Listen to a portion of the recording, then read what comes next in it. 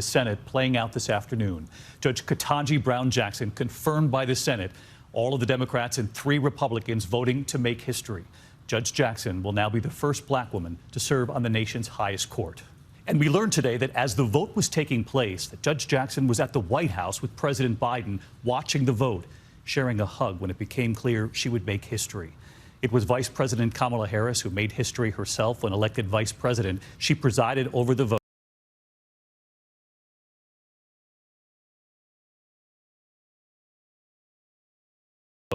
The vice president calling it a glorious day.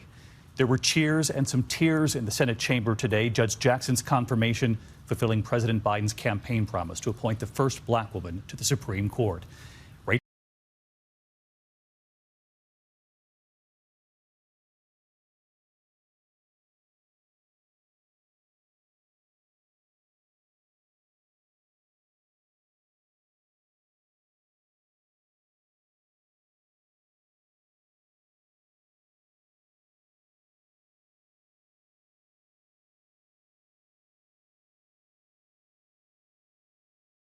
Rachel Scott leading us off tonight from the Capitol. Tonight, a moment 233 years in the making. On this vote, the yeas are 53, the nays are 47, and this nomination is confirmed.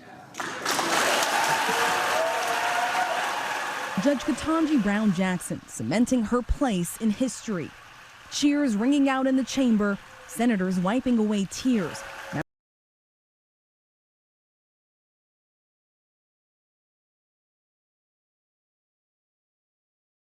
Members of the Congressional Black Caucus crowding in the back. Republicans quickly filed out, walking past Mitt Romney of Utah as he stood applauding. Romney, along with Susan Collins of Maine and Lisa Murkowski of Alaska, the only Republican senators to vote yes.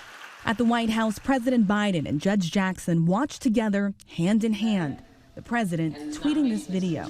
All right. Okay. Wow. The nation's first black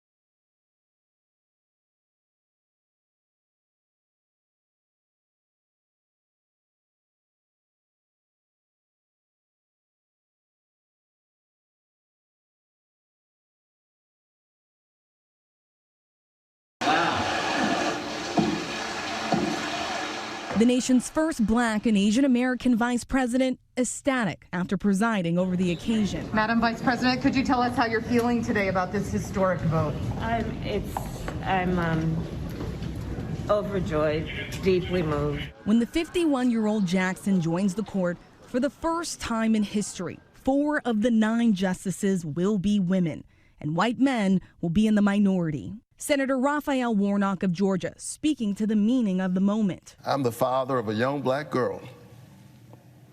I know how much it means for Judge Jackson to have navigated the double jeopardy of racism and sexism to now stand in the glory of this moment in all of her excellence.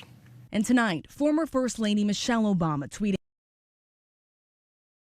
"I can't help but feel a sense of pride, a sense of joy, to know that this deserving, accomplished black woman will be part of the highest court in the land."